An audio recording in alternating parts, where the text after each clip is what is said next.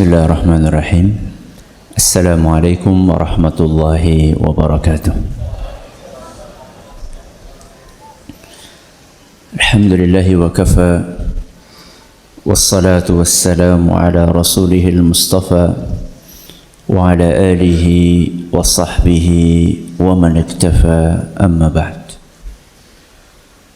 Kita panjatkan puja dan puji syukur kehadirat Allah Tabaraka wa Ta'ala pada kesempatan pagi menjelang siang yang berbahagia kali ini. Kita masih kembali diberi kekuatan, kesehatan, hidayah serta taufik dari Allah Jalla wa Ala, sehingga kita bisa menghadiri acara pengajian umum di Masjid Jenderal Sudirman Purwokerto ini.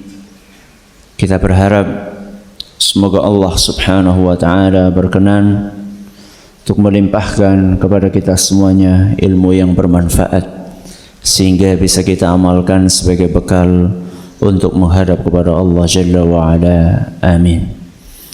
Salam dan salam semoga senantiasa tercurahkan kepada junjungan kita Nabi besar Muhammad sallallahu alaihi wasallam, kepada keluarganya, sahabatnya, dan umatnya yang setia mengikuti tuntunannya hingga akhir nanti.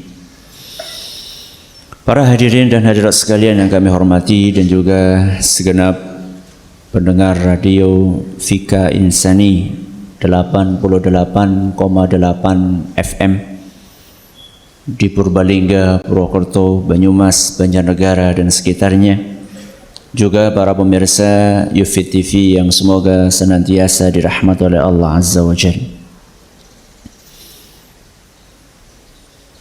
Pertama, saya mohon maaf atas keterlambatan karena satu dan lain hal. Sejatinya jam 9:30, tapi agak terlambat sekitar 20 menitan.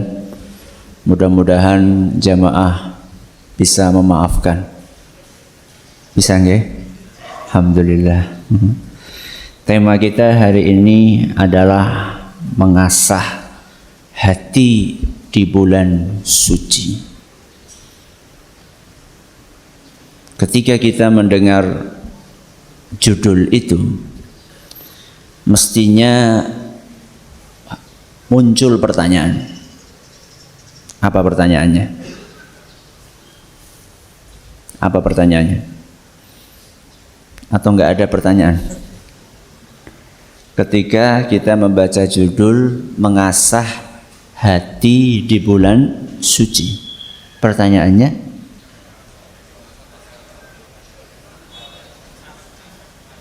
cara mengasah. Kenapa diasah? Udah? Kenapa harus di bulan suci? Sebelum pertanyaan itu semua, pertanyaan apakah hati perlu diasah? Kenapa kok judulnya mengasah hati? Emangnya hati butuh diasah? Kalau pertanyaan nggak butuh, selesai pengajian kita. Nggak perlu kita lanjutkan. Lah iya toh? Nggak perlu diasah, ya sudah. Kecuali kalau kemudian jawabannya adalah perlu, nah itu baru kita lanjutkan. Perlu nggak? Alhamdulillah, berarti dilanjutkan. Kalau nggak, selesai gitu pengajian ini. Kalau jawabannya perlu diasah, maka pertanyaan berikutnya, kenapa perlu diasah? Kenapa? Karena ketika kita bicara diasah, itu mengasah sesuatu yang tumpul, sesuatu yang karaten. Apakah hati itu bisa karaten sehingga perlu untuk diasah? Ya, bisa. Kok tahu? Hati itu bisa karaten, bisa tumpul. Sesuatu yang tumpul dan dibiarkan tumpul, sesuatu yang karatan dan dibiarkan karatan, seperti pisau yang dibiarkan bertahun-tahun tidak pernah diasah, lama-lama tidak bisa digunakan.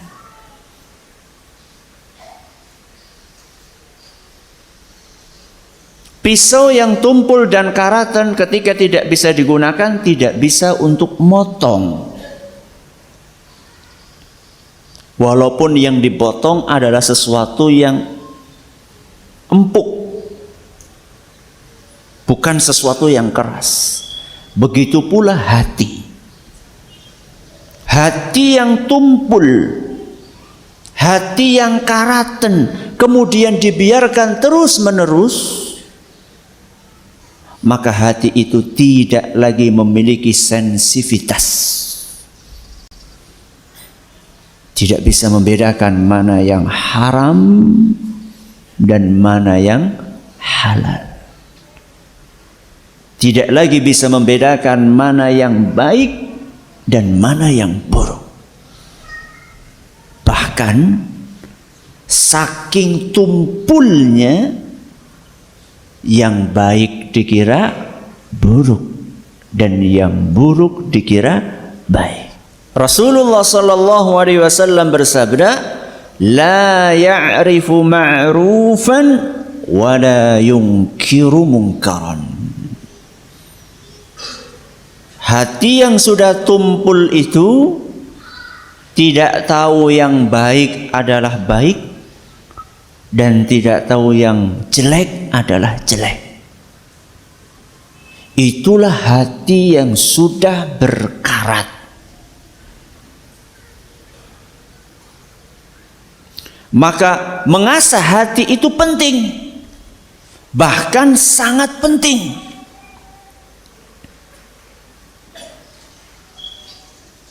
Karena semuanya itu sumbernya dari hati.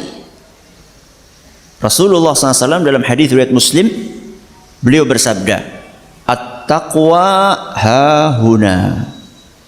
Takwa itu di sini. Di mana?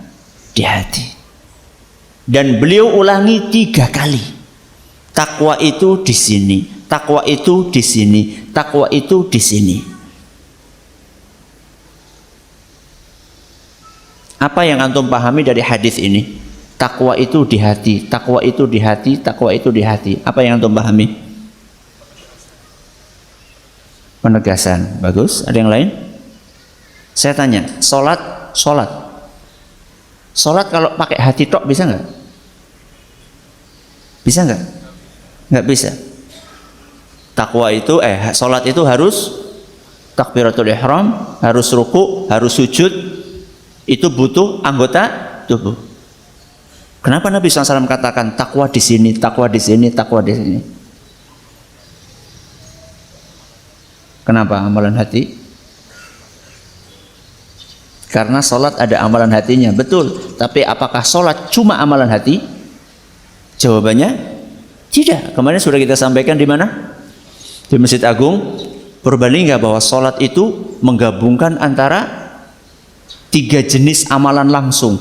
Amalan hati, amalan lisan, amalan anggota tubuh. Itu sholat. Tapi kenapa Nabi SAW mengatakan takwa di sini, takwa di sini, takwa di sini? Saya khawatir ada sebagian orang memahami hadis ini seperti yang saya sampaikan kemarin, Mas, jenengan wis sholat, wis. Kapan? Aku ora meruh mau. Wis, sing penting kan wis eling, wis kemutan. Kan takwa di sini. Itu bahaya nanti lama-lama kalau seperti itu. Apa maksudnya perkataan Nabi SAW? Takwa itu di sini, takwa itu di sini, takwa itu di sini. Kata Imam Nawawi, kenapa Nabi SAW menjadikan ukuran takwa itu adalah apa yang ada di dalam hati? Karena sejatinya perbuatan lahiriah itu belum bisa dijadikan sebagai ukuran takwa. Perbuatan lahiriah yang kelihatan dengan mata, ruku, sujud, umroh, haji, pingkopang kaping berkali-kali, itu belum bisa dijadikan sebagai ukuran ketakwaan. Kenapa?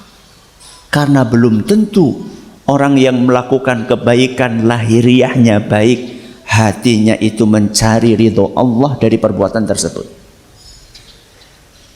Ada nggak orang sholat tapi riak?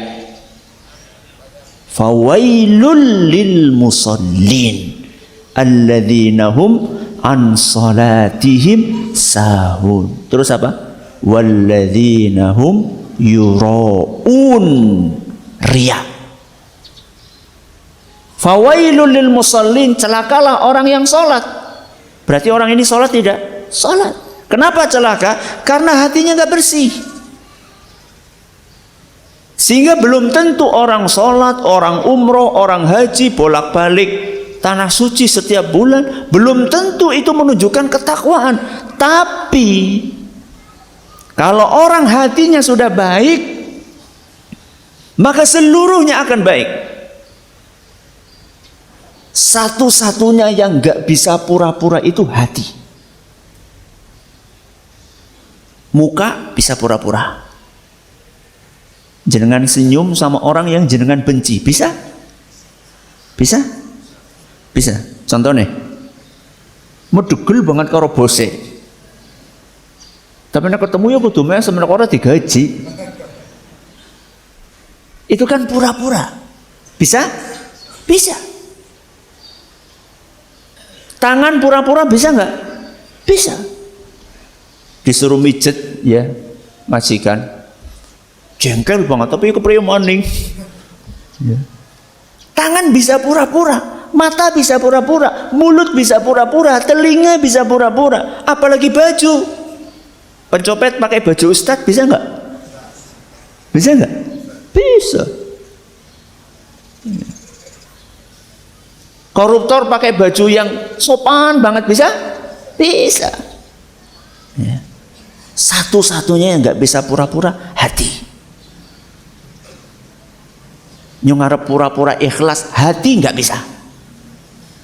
Makanya kalau hatinya baik, maka seluruh anggota tubuhnya akan baik. Itulah pentingnya mengasah hati. Kenapa mesti bulan suci, Ustadz? Mengasah hati di bulan suci.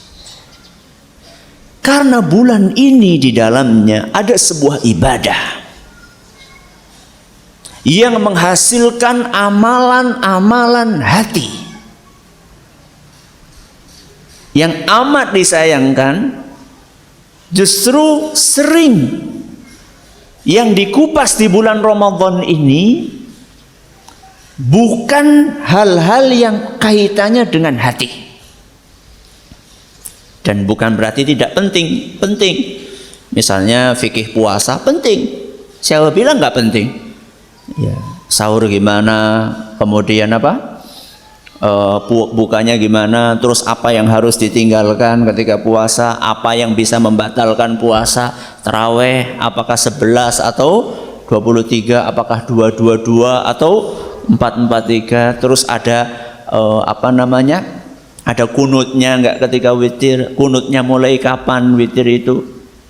Apakah dari awal Ramadan atau ketika 10 hari terakhir ketika iktikaf, iktikafnya harusnya di mana? Apakah di sembarang masjid atau harus masjid jami atau harus 3 masjid, yaitu Masjidil Haram, Masjidil Nabawi dan Masjid Aqsa. Selain itu enggak boleh. Apakah seperti itu?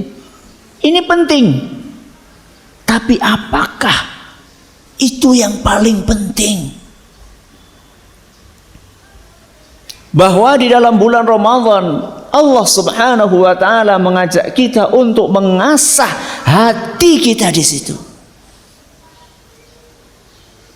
Merealisasikan amalan-amalan hati yang merupakan asas, yang merupakan pokok, yang merupakan pondasi dari seluruh amalan lahiriah kita. Apa saja Ustadz yang perlu kita asah? Karena keterbatasan ilmu dan juga keterbatasan waktu, maka kita hanya akan membahas 3 poin yang perlu kita asah di bulan suci ini. Yang pertama, mengasah keikhlasan.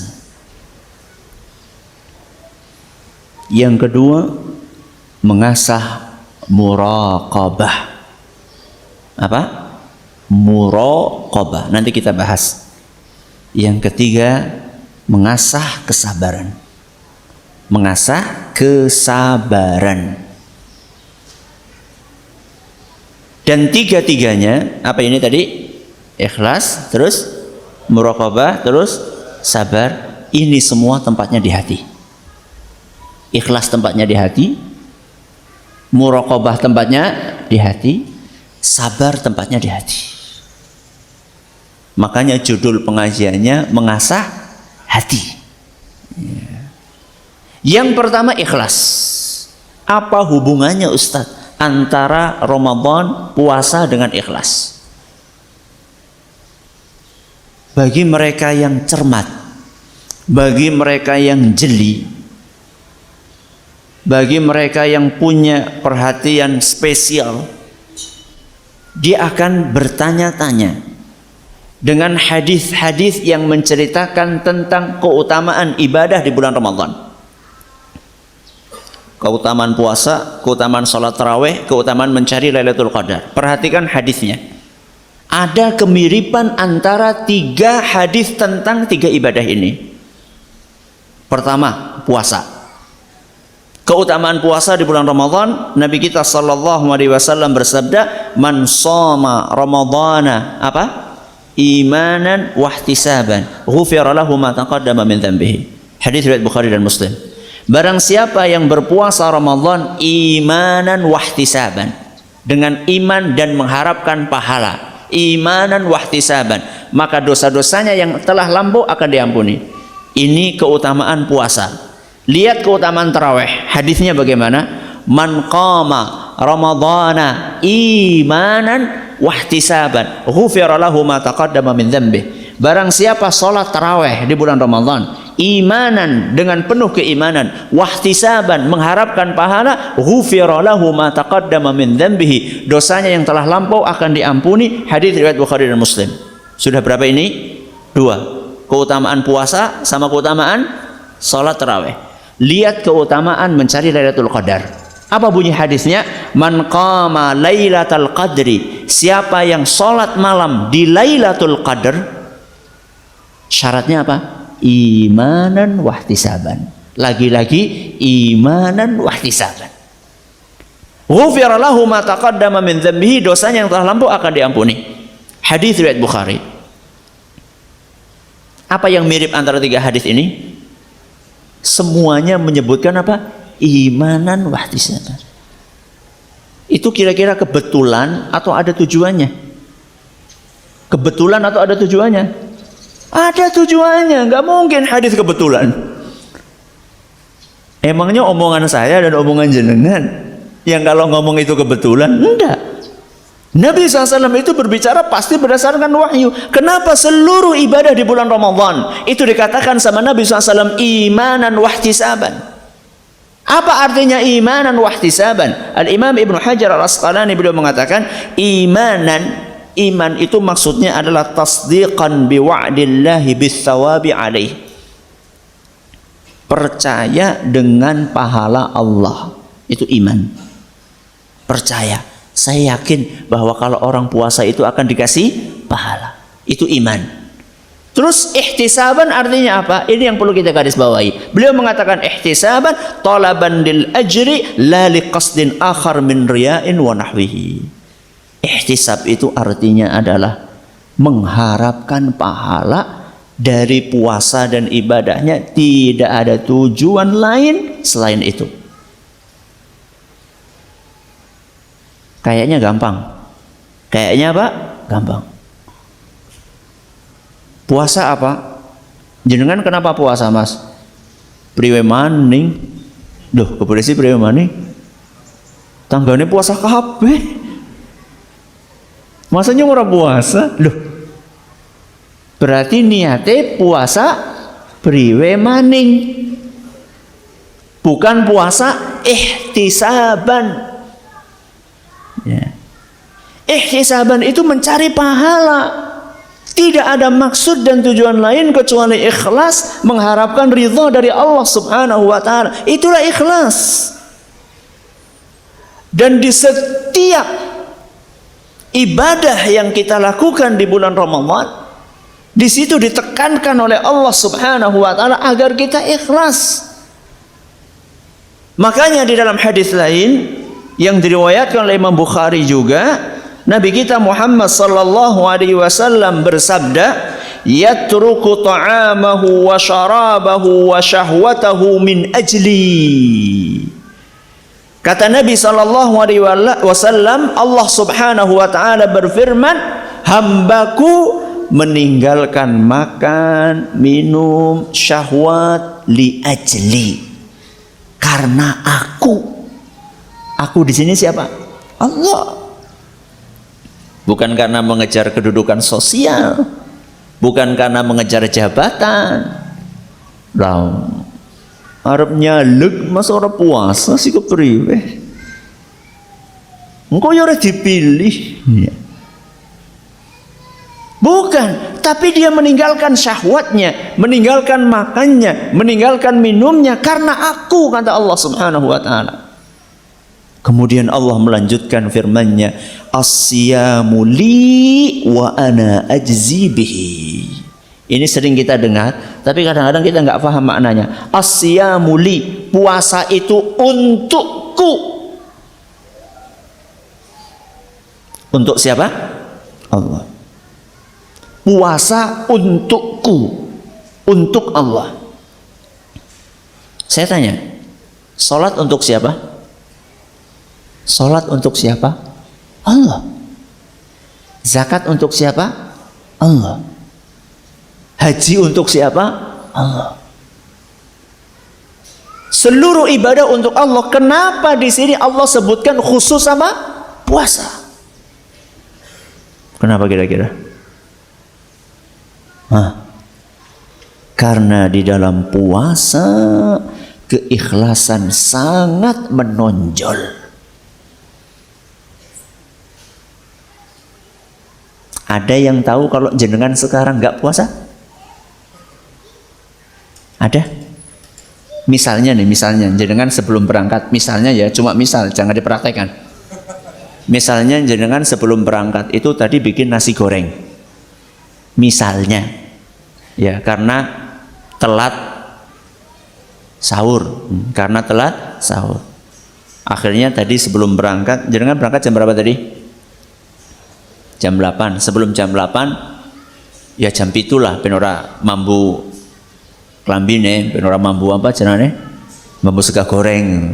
Jam 7 sudah masak nasi goreng, terus makan. Setelah itu kemudian sikatan, bersih, mulutnya ora sisa abang-abangnya mau keton kan, sisa abang-abang lho kuwi jadi lomboke. Setelah itu kemudian jenengan berangkat ke sini dengan performa orang yang lemes,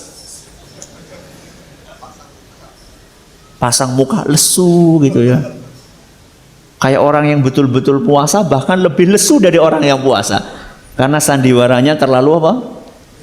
Terlalu meyakinkan, sehingga lebih lemes dari orang yang puasa beneran. Temennya tahu? Temennya tahu? Tidak. Tapi ketika jenengan tidak sholat di masjid, yang lain tahu? Tahu. Wah, katanya orang keton. Ya. Tapi Anda tidak puasa. Yang tahu hanya kita dan Allah Subhanahu wa taala. Jadi di dalam ibadah puasa, keikhlasan itu sangat menonjol. Karena keikhlasan itu sangat menonjol, akhirnya Allah Subhanahu wa taala mengatakan, "As-siyamu li," puasa adalah untukku. Karena di situ hambaku menonjolkan keikhlasannya. Walaupun orang lain tidak tahu, dia tetap berpuasa. Dan kelanjutannya, wa ana ajzi bihi, dan aku yang akan ngasih pahala. Ngasih pahala apa? Puasa. Salat yang ngasih pahala siapa? Allah. Sedekah yang ngasih pahala? Allah. Baca Quran? Allah. Haji? Allah. Kenapa kok di sini secara khusus Allah mengatakan puasa aku yang ngasih pahala. Kenapa? Karena pahala ibadah-ibadah yang lain ada limitnya. Apa limit? Ada batasnya. Minimal berapa? Minimal 10. Baca Al-Quran satu huruf dapat berapa? 10 pahala. Berarti alif lam mim berapa pahala? 30 pahala. Bismillahirrahmanirrahim berapa pahala? 190 pahala. Karena Bismillahirrahmanirrahim ada berapa huruf? 19. Itu minimal.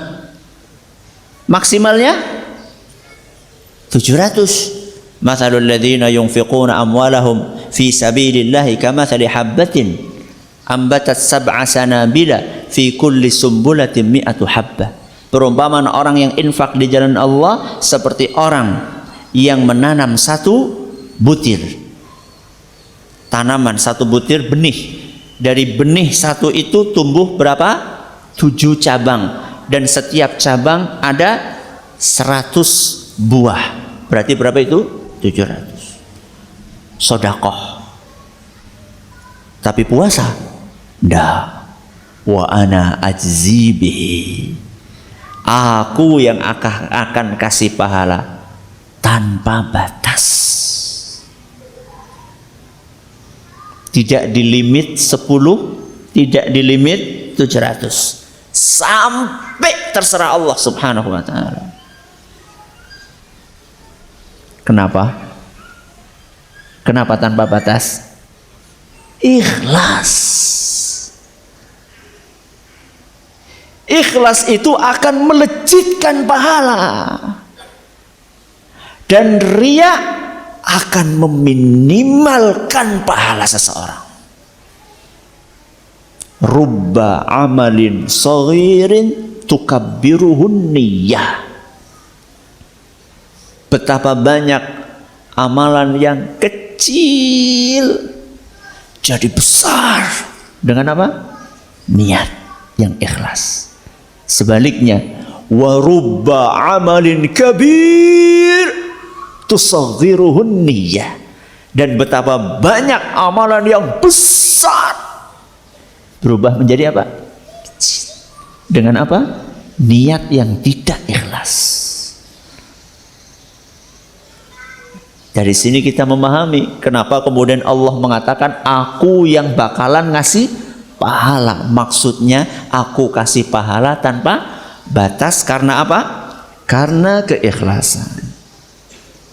Maka seharusnya kalau kita sudah melewati bulan Ramadan, harusnya ikhlas kita itu tambah mateng.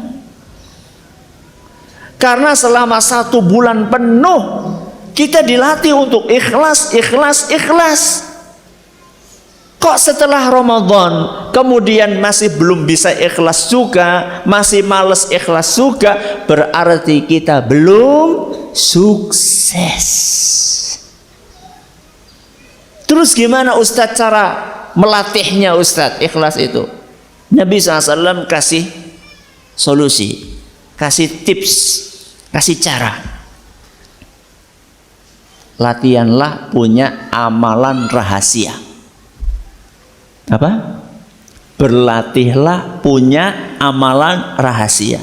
Apa amalan rahasia? Amalan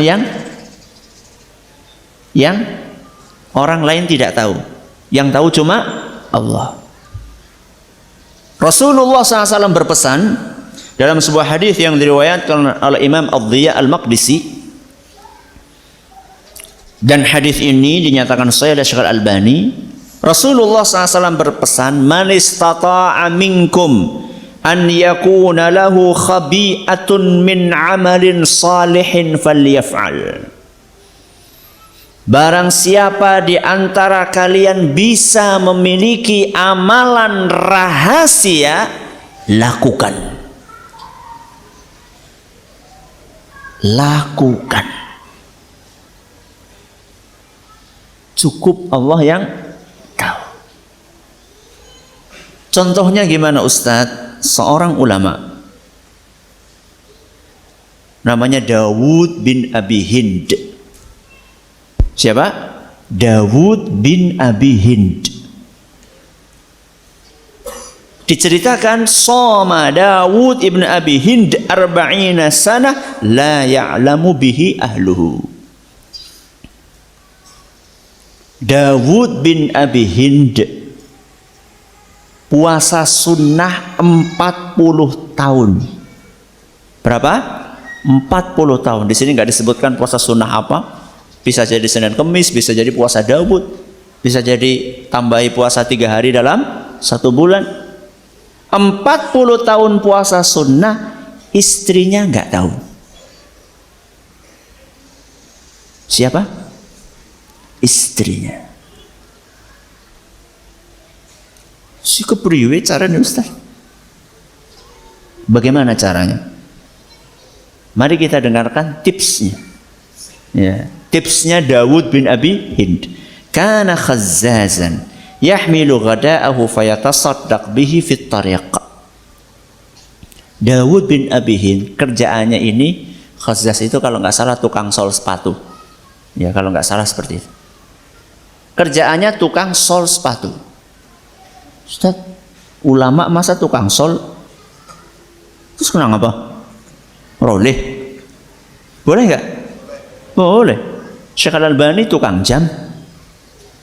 Syekh Al-Albani tukang jam. Tukang reparasi jam. Aib nggak? Aib nggak? Mulia. Bukan aib, mulia. Ustaz tutulan cilok kepriwe? Ora apa-apa, mulia. Kenapa mulia? Halal. Ya. Kalau nipu baru. Ya. Bagaimana triknya? Jadi Dawud ini kerjanya apa tadi? Tukang sol sepatu. Berangkatnya pagi-pagi. Berangkatnya pagi-pagi. Karena berangkat pagi buta, maka disangoni sangu makan, sarapan. Apa istilahnya itu kalau bekal? Rantangan. Ya, nggak mesti harus pakai rantang gitu. Sangu. Seakan-akan dia nanti sampai ke tempat kerja bakalan sarapan. Di tengah jalan dia lihat ada orang miskin, disedekahkan. 40 tahun istrinya nggak tahu.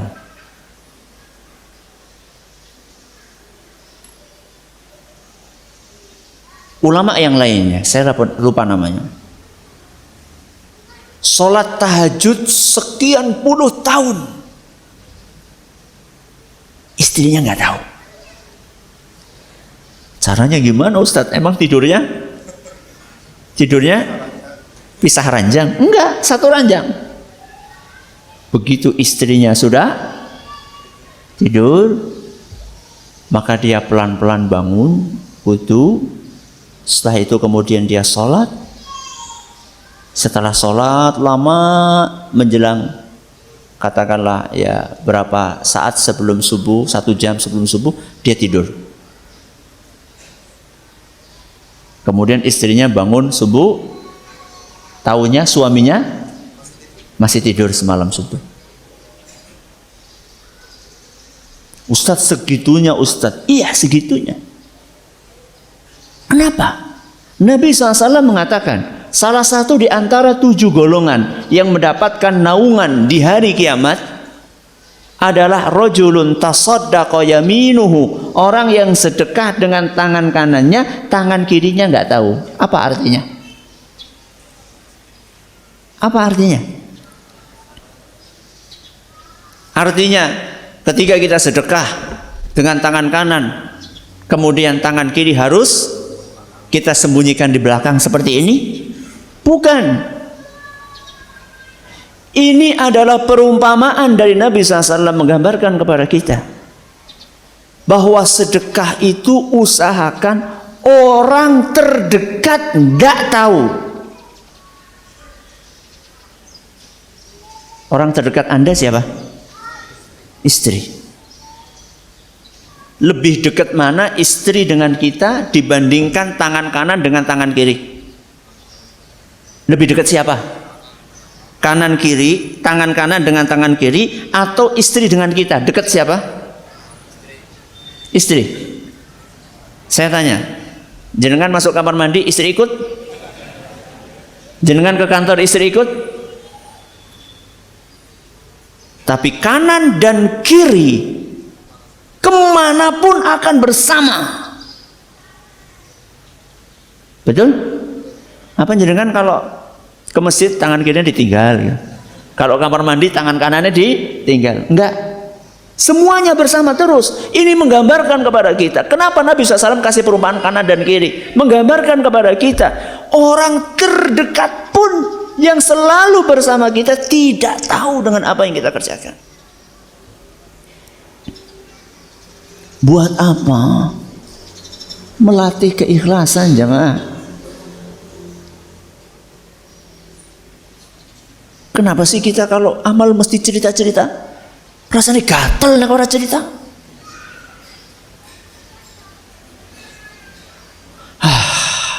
Lega banget loh. Nambah infak panti asuhan, bocah seneng-seneng banget katanya pas infak. Cerita di depan teman satu kantor. Go ngapa? Buat apa? Ustadz, buat motivasi Ustadz. Alhamdulillah. Buat motivasi. Tapi awas, setan itu licik. Setan itu licik. Mungkin awalnya untuk apa? Motivasi. Tapi begitu teman-temannya, subhanallah, ya Allah, jenengan memang dermawan. Ya iya loh, nyongko. Nah itu kan mulai kan, awalnya kan ikhlas. Tapi begitu ada pujian, ya, ada sanjungan, ada yang sempat cepret, kemudian di upload di medsos. Sekarang bukan orang lain cepret, ini dia sendiri yang cepret. Ya. Umroh. Apa? Umroh. Pura-pura doa di depan apa? Ka'bah. Mas tolong dong difoto. Backgroundnya apa? Ka'bah. Wis keliru. Kok Ka'bah dijadikan background? Doa kan menghadap ke Ka'bah. Ini doanya malah membelakangi Ka'bah demi untuk mencari background Ka'bah. Menyalahi tuntunan doa. Tuntunan doa itu membelakangi kiblat atau menghadap kiblat? Menghadap kiblat. Ustadz, kalau menghadap kiblat nggak kelihatan kiblatnya. Nah itu dia. Yang Anda cari apa? Satu. Dua. Kira-kira pas lagi di foto ndongan gue temenan apa ora? Saya tanya serius. Ada yang pernah? Saya itu betul-betul berdoa atau etok mene atau pura-pura? Buat apa sih amal soleh itu diupload? Dikit-dikit update status. Wah, nikmatnya tahajud malam ini.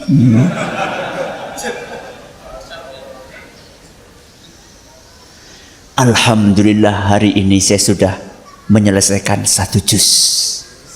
Buat apa? Buat apa? Ya. Pesan dari Rasulullah SAW. Kalau bisa merahasiakan amalan, rahasiakan.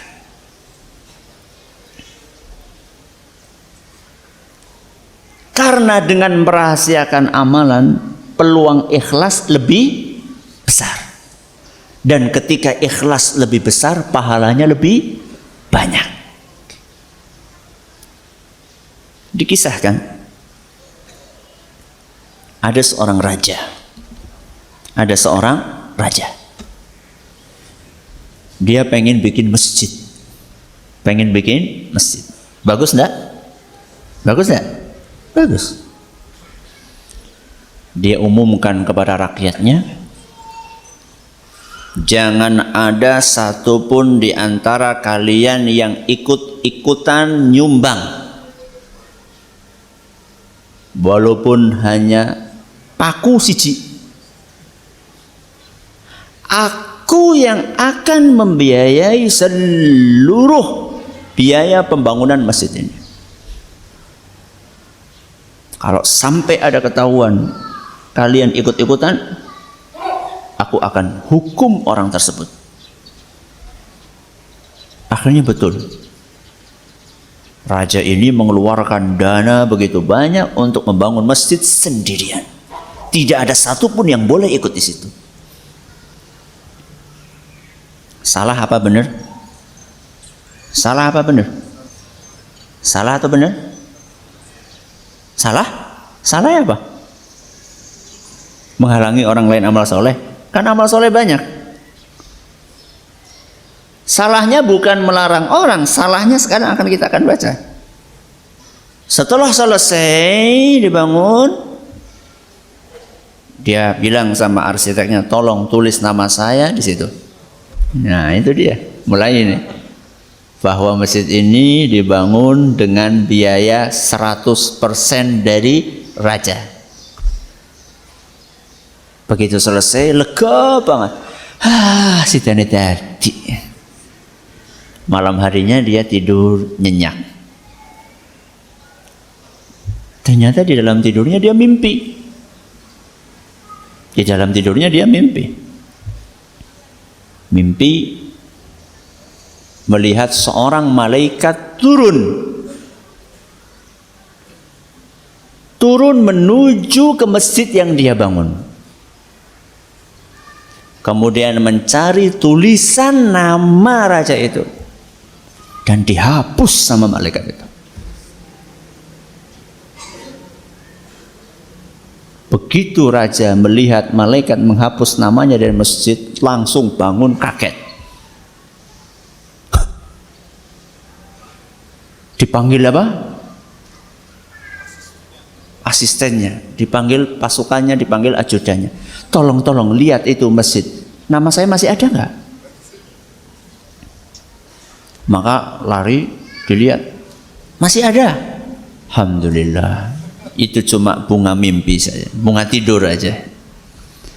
Malam kedua,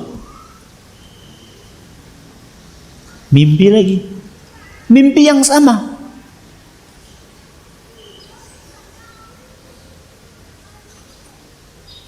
Di dalam tidurnya dia melihat namanya dihapus, kemudian namanya diganti dengan nama seorang wanita. Sudah dihapus diganti dengan nama orang lain. Dia terbangun lagi, kemudian dipanggil lagi ajudannya. Lihat, jawabannya ternyata masih ada. Apa sih ini? Malam ketiga sama mimpinya, dan dia sudah hafal nama wanita itu. Karena bolak-balik sih, akhirnya ketiganya hafal. Oh, jenengane si fulanah. Karena dia sudah hafal nama wanita itu, besoknya dia pergi ke istana, bilang sama ajudannya, cari wanita dengan nama fulanah. Akhirnya dicari ke seluruh penjuru negeri, ketemu. Dan ternyata dia adalah seorang wanita tua miskin. Sudah tua, miskin pula. Maka dipanggil. Datang wanita itu dalam keadaan gemeter, takut. Saya ada masalah apa? Saya merasa nggak melakukan apa-apa, tapi kok tiba-tiba dipanggil. Wahai ibu, Nek, kamu tahu kenapa dipanggil di sini? Tidak Paduka. Apakah kamu pernah ikut bantu nyumbang pembangunan masjid ini? Tidak, wahai Paduka. Aku kan tahu pengumuman dari Paduka bahwa tidak ada satupun yang boleh berpartisipasi dalam pembangunan masjid ini. Dan aku tidak berani Paduka untuk melanggar aturanmu. Betul kamu tidak melakukan apa-apa? Betul wahai Paduka. Aku bisa apa? Aku miskin, tua, gak punya apa-apa. Coba dipikirkan lagi. Pernah kamu lewat situ melakukan apa-apa? Enggak Paduka. Benar? Enggak. Kecuali. Nah, kecuali apa? Aku pernah lewat di depan masjid ini. Ketika aku lewat di depan masjid ini ada seekor kuda yang digunakan untuk membawa barang-barang bangunan. Dan kuda itu diikat di sebuah tiang. Di dekat kuda itu ada tempat air minum untuk hewan. Dan kuda ini kehausan sekali dan pengen minum tapi nggak bisa sampai ke tempat itu karena diikat. Maka aku pun kasihan. Aku ambil air itu, kemudian aku dekatkan ke kuda tersebut supaya dia bisa minum. Itu saja yang aku kerjakan wahai Paduka. Kata raja, ini yang membuat namamu menggantikan namaku. Kecil amalannya? Kecil? Remeh. Dipandang sebelah mata oleh banyak manusia. Tapi karena tulus, karena ikhlas, maka bisa menghasilkan pahala yang besar. Amalan sebesar apapun, kalau tidak ikhlas karena Allah, tidak akan diterima olehnya. Dan hanya akan menjadi debu yang berterbangan nanti pada hari kiamat. Yang pertama, mengasah apa tadi? Ikhlas. Yang kedua, mengasah muraqabah. Apa? Muraqabah. Apa itu muraqabah? Apa muraqabah? Senantiasa merasa diawasi oleh Allah. Itu namanya muraqabah. Muraqabah adalah perasaan selalu diawasi oleh Allah kapan dan dimanapun kita berada. Di bulan Ramadan ketika puasa kita dilatih untuk muraqabah. Contoh, ketika kita sedang asyik-asyik sahur, tahu-tahu terdengar apa? Suara azan subuh. Berhenti? Apa lanjut? Berhenti. Kenapa? Kenapa? Kalau jenengan lanjutkan, orang lain tahu? Ya maksudnya di kos-kosan gitu. Kalau misalnya di keluarga ya tahu bapak, ibu, istri. Tapi ketika kita kos-kosan, ada mahasiswa di sini? Ada mahasiswa? Banyak. Mahasiswa kan biasanya kalau nggak makan di warung, bungkus dibawa kemana? Ke kamar. Qadarallah wa masya'a fa'al. Bangun kok jam 4:15. Langsung lari kemana? Warung. Bu, bungkus, lawe apa? Terserah. Qadarullah ngantri mula. Selesai dibungkus jam 4:25. Kurang berapa? 5 menit langsung lari tunggang langgang masuk ke kamar, blep. Nduk nembe separuh. Nduk nembe separuh. Padahal rasanya nduknya enak banget. Tahu-tahu Allahu Akbar. Mandek. Telur yang tinggal separuh itu gimana? Apakah lanjut, tanggung, atau berhenti? Stop. Walaupun lagi cegukan. Urung sempat apa? Urung sempat ngombe. Mending kalau airnya sudah di tangan ya. Kalau airnya sudah di tangan bisa diminum. Ya. Iku urung sempat gawe kopi. Anane kopi, gula, ora sempat. Berhenti. Kalau Anda berhenti, berarti Anda sedang mempraktekkan apa? Muraqabah. Ya. Bukan hanya ketika sahur, ketika buka juga sama. Ibu-ibu, bapak-bapak, istri-istri jenengan itu nyiapkan buka, siap semua jam berapa? Jam berapa? 5:30. Ini bukan istri teladan ini. Jam 5 lah. Jam 5 seperempat sudah siap semuanya. Makanan sudah siap, minuman, Masya Allah. Biasanya minumannya apa? Apa? Kolak biasanya, ya. Sudah siap semuanya, siap saji makanannya. Ya, ada ayam, ada sayur, ada kerupuk, ada sambal, jangan bening. Minumannya sudah siap. Minumannya karena tadi siang mampir bakul dawet, keton enak banget tuku dawet. Ngarep omah ana bakul jus keton enak banget tuku jus. Jebule nang omah gawe kolak, berarti kan 3 gelas ya, dawet, jus, kolak. Sudah siap di depan. Dan sudah duduk manis di depan meja. Berani menyentuh kalau belum adzan? Menyentuh Ustaz, menyentuh Ustaz. Maksudnya minum. Berani? Berani enggak? Enggak. Adzan maghrib berapa sekarang? 18:36 atau 35? Bisa 18:36 misalnya, 18:36. Maaf.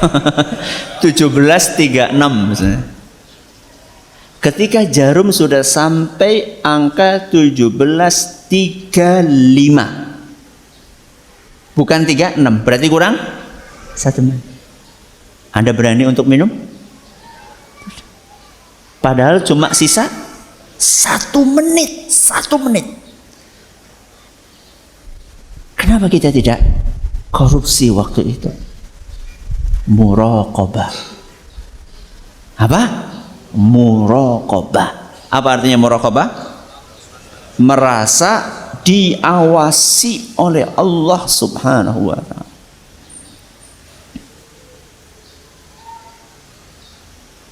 Ketika seorang hamba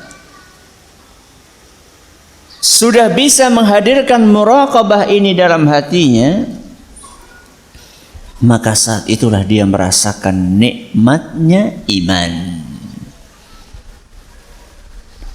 Ibnu Umar radhiyallahu anhuma pernah mengatakan, la yajidil abdu sarihal iman hatta ya'lama anna Allah ta'ala yarahu. Seorang hamba tidak akan merasakan nikmatnya iman sampai dia menghadirkan perasaan bahwa Allah selalu melihat dia. Selama kita belum bisa menghadirkan perasaan ini, kita belum akan merasakan nikmatnya iman. Sehingga karena dia tahu dan merasa bahwa Allah mengawasi setiap gerak-geriknya, fala ya'malu sirran ma yaftadhihu bihi yaumal qiyamah. Sehingga ketika sendirian pun dia tidak akan melakukan sebuah perbuatan yang akan mempermalukan dia di hari kiamat. Walaupun sedang apa? Sendirian. Dia tidak mau ngambil resiko dipermalukan di hari kiamat. Karena pada hari kiamat, yauma tublas sarair. Apa sarair? rahasia pada hari kiamat semuanya akan dibeber. Di hari kiamat akan ketahuan orang yang soleh beneran dengan orang yang pura-pura soleh. Di hari kiamat akan ketahuan orang yang ikhlas beneran dengan orang-orang yang pura-pura ikhlas. Di hari kiamat akan ketahuan orang-orang yang baik beneran dengan orang-orang yang pura-pura baik. Orang-orang yang betul-betul saleh di masjid dan salih ketika berada di kamar sendirian. Dan akan terbongkar orang-orang yang cuma solehnya di masjid, tapi ketika di kamar dia berubah menjadi iblis.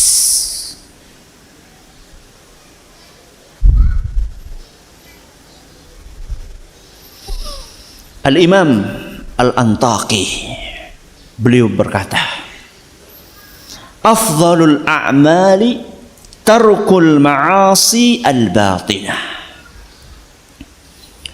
Amalan yang terbaik adalah meninggalkan maksiat ketika sendirian.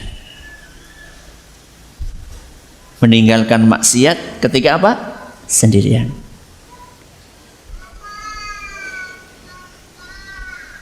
Faqila lima, maka beliau ditanya, kenapa kok meninggalkan maksiat sendirian?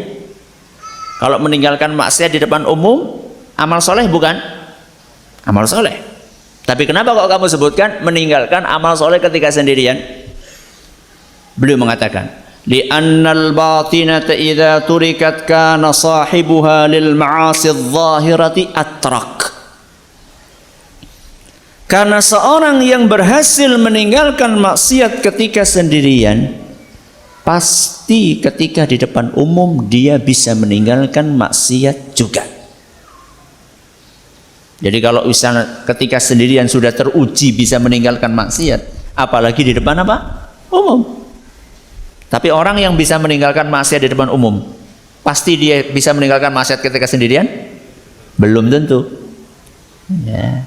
Belum tentu. Ya.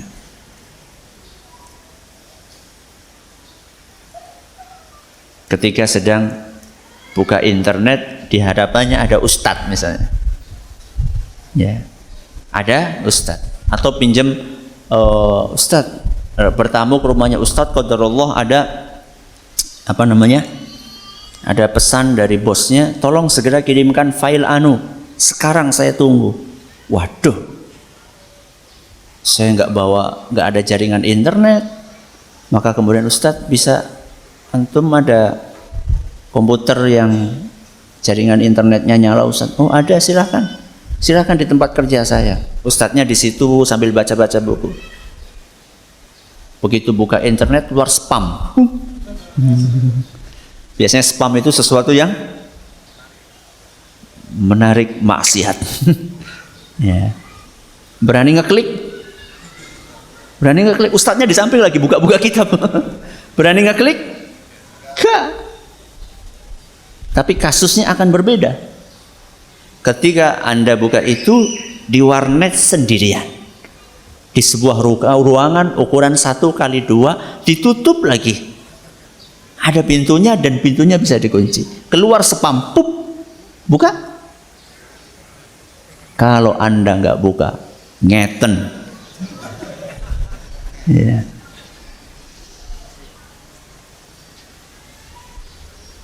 Itulah barometer. Itulah ukuran ketika seorang bisa muraqabah. Bahkan saking ajaibnya ulama kita dalam mempraktekkan muraqabah, mereka sampai mempraktekkan muraqabah itu dalam hal-hal yang di luar bayangan kita. Seorang ulama namanya Muhammad bin Sirin. Siapa namanya? Muhammad bin Sirin. Beliau berkata, ma ghasyitum ra'atan qat la fi yaqadhatin wa la fi naumin ghaira ummi Abdillah ay zaujatahu. Aku tidak pernah melihat wanita lain selain istriku. Maksudnya wanita yang bukan mahramnya. Aku tidak pernah melihat wanita lain yang bukan mahramku, baik itu ketika aku sedang sadar atau ketika aku sedang tidur. Kalau ketika sadar kan wajar ya, lagi jalan-jalan gitu, ada cewek lewat, dia mendudukkan pandangan. Tapi ini beliau bercerita sampai ketika aku sedang tidur pun aku tidak melihat. Ustaz, alhamdulillah Ustaz, anak kalau tidur juga nggak ngelihat Ustaz. Bukan itu maksudnya. Apa maksudnya? Ketika mimpi, beliau mengatakan, wa inni la aral mar'ata fil manami fa'alamu annaha la tahillu li fa asrifu basari. Aku ini kalau mimpi, kemudian di dalam mimpiku aku melihat ada seorang wanita yang bukan mahramku, wanita yang tidak halal untuk aku lihat, maka aku tundukkan pandangan mataku. Ketika apa? Mimpi. Kita ketika mimpi, mimpi iki bonus lah. Coba saya tanya, dosa enggak? Dosa enggak ketika mimpi lihat seperti itu? Dosa enggak? Dosa? Enggak. Enggak dosa, enggak. Berarti donga engko? Yo enggak dong. Ya. Enggak dosa, enggak. Ya, karena itu di luar apa? Di luar kemampuan kita. Tapi kenapa kok Muhammad bin Sirin, Imam Muhammad bin Sirin sampai segitunya? Karena terbiasa. Ketika beliau sedang sadar di luar tidur, beliau itu selalu menundukkan pandangan matanya. Makanya ada seorang ulama ketika Idul Fitri itu kan waktunya orang-orang pada dandan, ya, pakai baju yang terbaik. Berangkat Idul Fitri, pulang sampai ke rumah langsung ditanya sama istrinya, wahai suamiku, tadi kamu keluar rumah sampai pulang lagi sudah berapa cewek yang kamu lihat? Seorang ulama loh, ditanya sama siapa? Istrinya. Istri jenengan berani nggak tanya kayak gitu? Berani enggak? Enggak. Karena percaya sama jenengan ya. Masya Allah. Apa kata ulama tersebut? Wallahi, demi Allah, semenjak aku keluar rumah sampai aku pulang lagi ke rumah, aku tidak melihat kecuali jempol kakiku. Apa?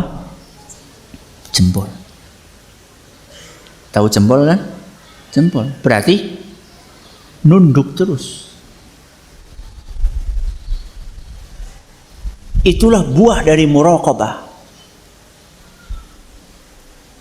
Seandainya muraqabah ini ada di dalam hati kita semua, Indonesia itu betul-betul menjadi negara yang toto tentrem, kerto raharjo, gemah ripah, loh jinawi, baldatun thayyibatun wa rabbun ghafur. Kalau seandainya Indonesia ini orang-orangnya punya sifat muraqabah, orang anak korupsi temenan, nggak perlu KPK temenan. Iya, KPK itu kemampuannya terbatas enggak? Terbatas. Personilnya terbatas, kemampuannya terbatas. KPK manusia ada saatnya tidur.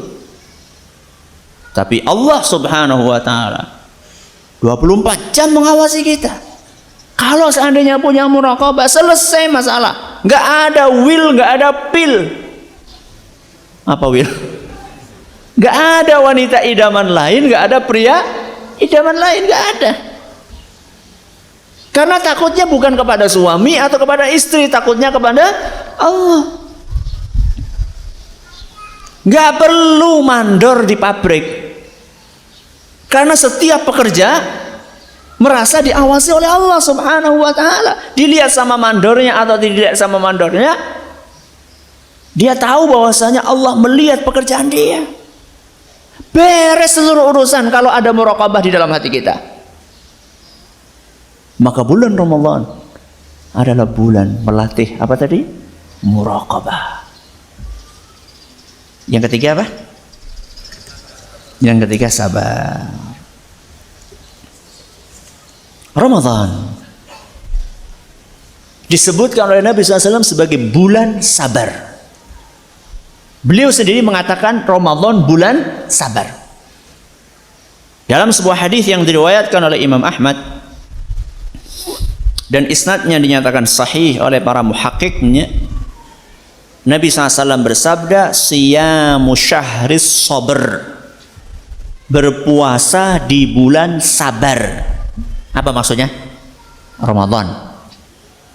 Puasa di bulan sabar. Wa thalathati ayyamin min kulli syahr, dan puasa 3 hari setiap bulan. Puasa apa itu? Ayyamul bid, 13, 14, 15.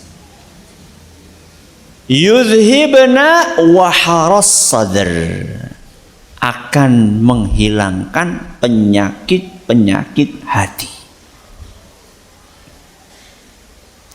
Tema kita adalah bahwa Nabi SAW menjuluki bulan Ramadan sebagai bulan apa tadi? Sabar.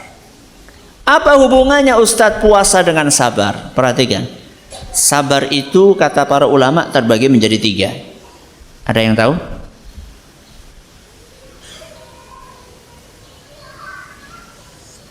Satu.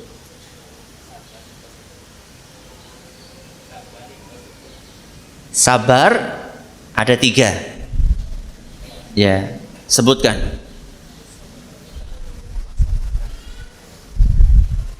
Bagus. Bagus. Bagus. Gak ada hadiah ya? Tidak apa-apa. Jazakallah khairan hadiahnya. Betul sekali. Sabar itu ada 3.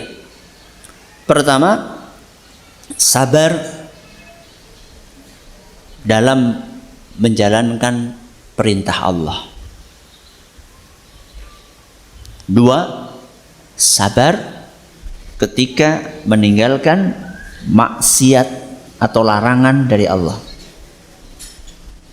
3, sabar saat menerima takdir Allah yang gak enak.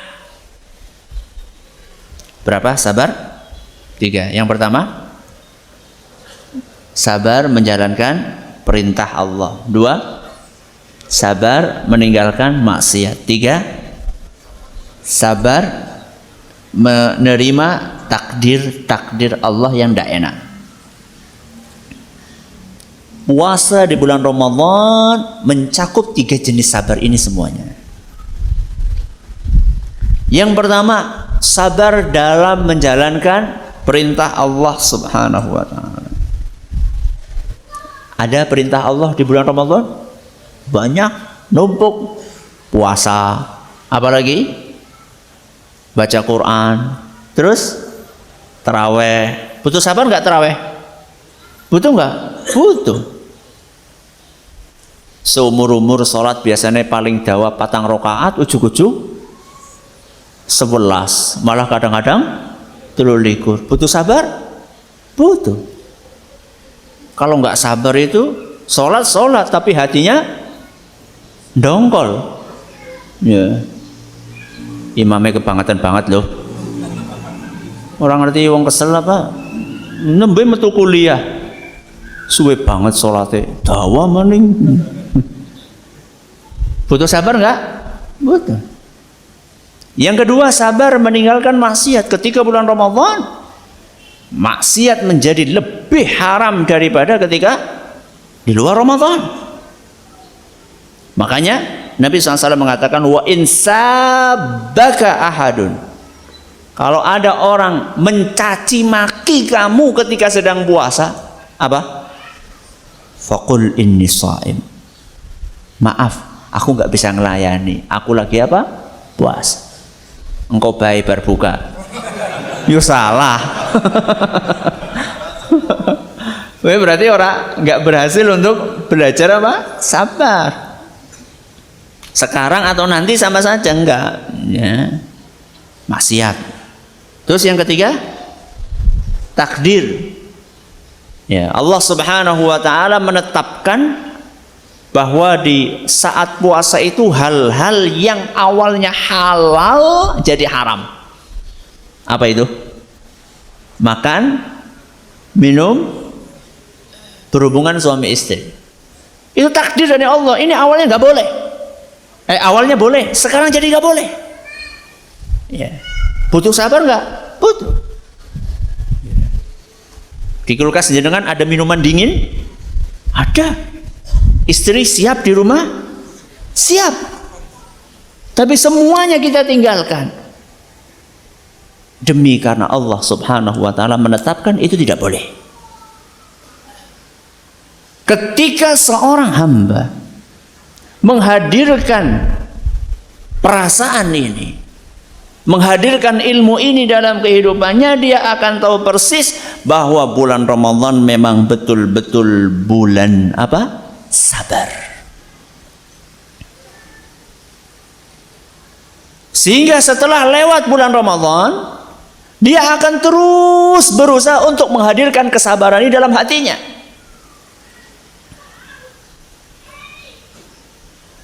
Ketika menghadapi ibadah-ibadah yang berat, ibadah-ibadah yang sifatnya kontinu. Contoh ngaji. Ngaji itu kontinu bukan? Ibadah kontinu bukan? Kontinu.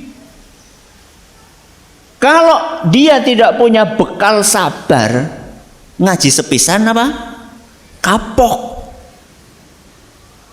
Wah, kesel. Kun jagong tok. Ya. Itu kalau misalnya dia tidak punya sabar. Sama juga ketika dia menghadapi maksiat-maksiat yang ada di hadapannya. Apalagi maksiat-maksiat yang nafsu ini punya dorongan kuat. Ya tadi yang saya kasih contoh tadi. Cewek lewat. Jadi yang paling berat itu kalau maksiat itu tersaji di depan mata. Setiap hari. Mahasiswa. Apa? Mahasiswa. Berat? Berat. Mahasiswi kalau berangkat ke kampus itu pakaiannya gimana? Pakaian yang biasa atau pakaian yang terbaik yang dia miliki? Yang mana? Yang terbaik. Kok tahu? Pengalaman ya? Pernah jadi mahasiswa. Ustadz pernah, tapi alhamdulillah mahasiswanya laki-laki semua. Saya kuliahnya di Madinah, ketemu sama nggak ada mahasiswi, ada tapi dibedakin kampusnya. Jadi apalagi maksiat yang ada di depan mata yang sulit untuk kita hindari, itu membutuhkan kesabaran. Apalagi takdir Allah yang nggak enak. Kan kita tahu persis takdir Allah itu ada yang enak dan ada yang nggak enak. Takdir yang enak apa? Dapat arisan, rezekinya akeh, ya. Jenenge pahal, masya Allah, dapatnya banyak, dagangannya laris, tubuh sehat, makan enak, nikah dapat istri cantik, sugih, ya. Kalaupun dapat istri yang tua, tidak apa-apa. Si penting sugih, gak ditinteni delamaning. Ini takdir-takdir yang enak-enak. Tapi ingat, takdir itu nggak cuma yang enak. Ada takdir yang nggak enak. Contoh, sakit. Terus ora duwe duit, ya. Kepaduk, ya. Takdir yang nggak enak. Nah, ketika kita menghadapi dua takdir ini, yang enak dan nggak enak, itu semuanya butuh sabar, apalagi takdir yang nggak enak. Maka di bulan Ramadan kita dilatih untuk mempraktekkan sabar dalam 3 lahan tadi.